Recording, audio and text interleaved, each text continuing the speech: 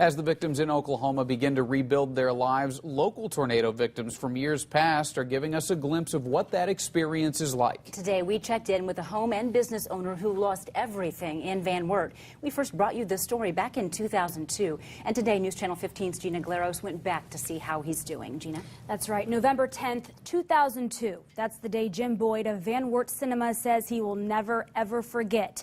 And every time he sees a tragedy involving a tornado on the news, he thinks of his own story.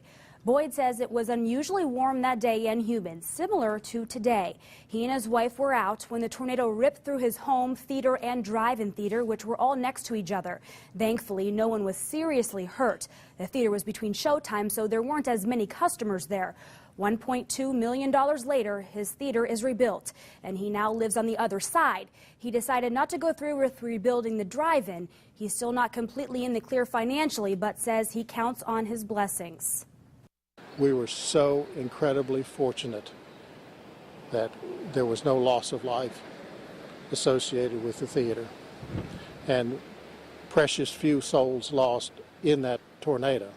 It's horrible to think of what's going on now in Oklahoma, and that certainly brings back very vivid memories.